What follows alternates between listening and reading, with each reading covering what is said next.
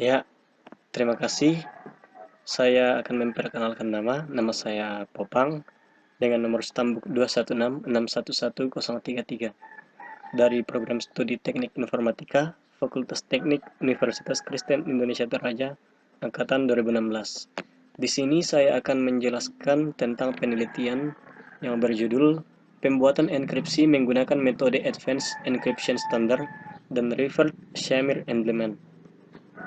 Langsung saja, saya akan menjelaskan. Di sini ada 3 bab, yaitu yang pertama adalah pendahuluan, dan yang kedua daftar pustaka, kemudian yang ketiga adalah metodologi penelitian.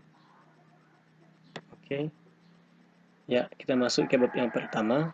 Di sini ada 5 subbab, yaitu latar belakang, rumusan masalah, batasan masalah, tujuan penelitian, dan manfaat penelitian. Ya, kita langsung masuk ke subbab yang pertama. Di sini ada latar belakang. Di sini kita bisa melihat kalimat yang pertama, yaitu pesatnya perkembangan teknologi. Informasi telah menjadikan informasi sebagai kebutuhan pokok bagi setiap orang. Informasi juga merupakan hal yang vital bagi sebuah perusahaan, karena informasi dapat membantu suatu perusahaan untuk terus berkembang dalam persaingan global. Masalah yang terjadi pada proses pengiriman ataupun mendapatkan informasi adalah apabila informasi itu bersifat rahasia. Nah, disebutkan di latar belakang ini, informasi yang rahasia ini sangat berguna. Jadi, jika ada penyadapan atau pembajakan bahkan pemalsuan dan pencurian informasi, maka data itu tidak akan berguna lagi dan akan menyebabkan kerugian bagi perusahaan.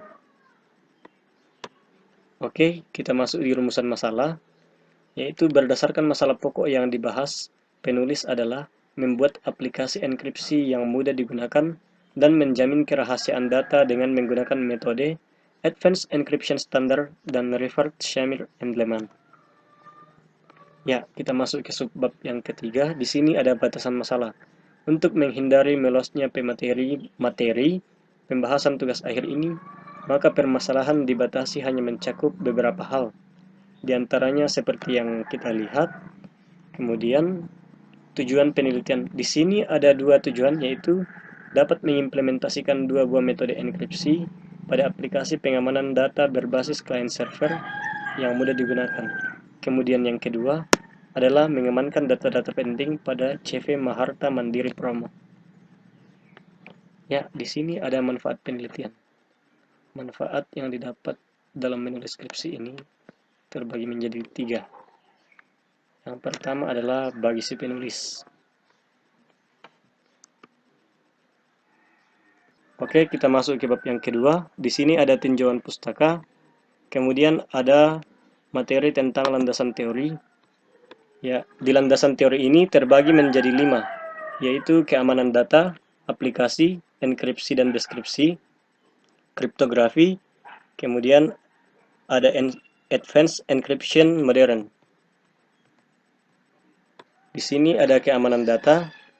Keamanan data adalah keamanan dan kerahasiaan merupakan suatu yang penting dalam era informasi ini dan telah menjadi kebutuhan dasar karena perkomputeran secara global telah menjadi tidak aman. Jadi bisa kita simpulkan di sini adalah keamanan data, yaitu sesuatu yang tidak boleh diketahui oleh orang banyak. Oke, kita lanjut. Di sini ada aplikasi. Aplikasi atau perangkat lunak adalah program yang ditulis oleh pemrogram komputer untuk memecahkan suatu masalah tertentu dengan menggunakan bahasa pemrograman. Menurut Hartono tahun 1999.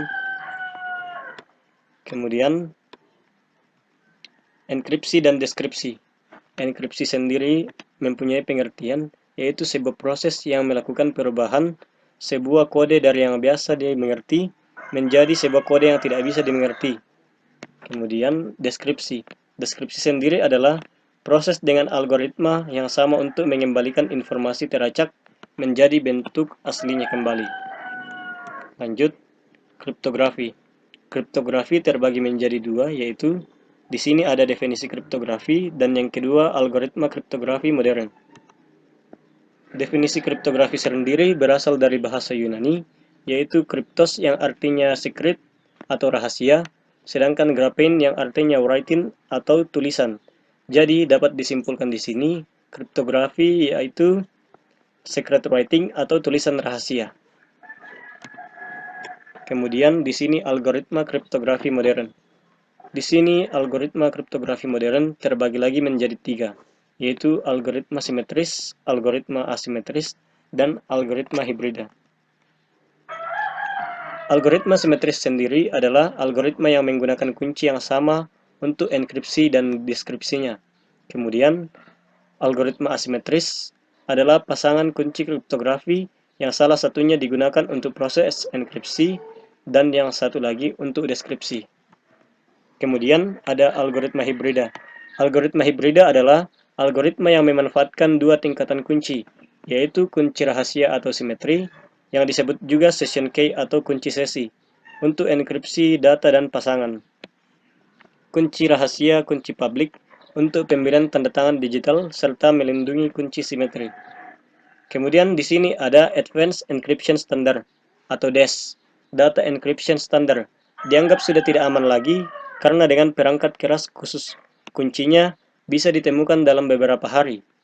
National Institute of Standard and Technology atau NIST, sebuah agensi Departemen Perdagangan Amerika Serikat, mengusulkan kepada pemerintah federal AS untuk sebuah standar kriptografi yang baru.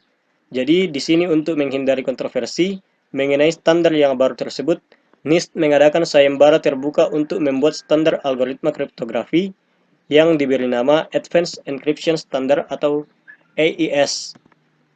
Kemudian di sini adalah RSA atau Reversed Shamir-Endleman.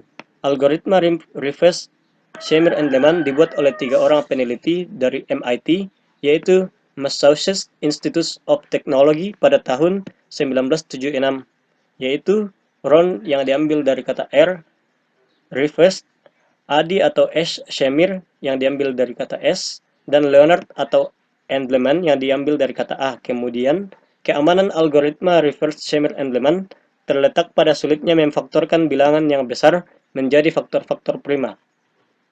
Kemudian, pemfaktoran dilakukan untuk memperoleh kunci private. Lanjut, di bab 3 ini ada metodologi penelitian.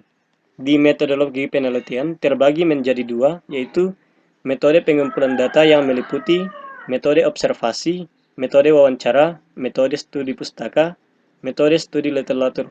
Sedangkan di metode pengembangan sistem ada beberapa fase. Di sini ada 4 fase, yaitu fase perencanaan syarat, fase perancangan, fase konsultasi, dan fase pelaksanaan. Oke, mungkin sampai di sini. Jika ingin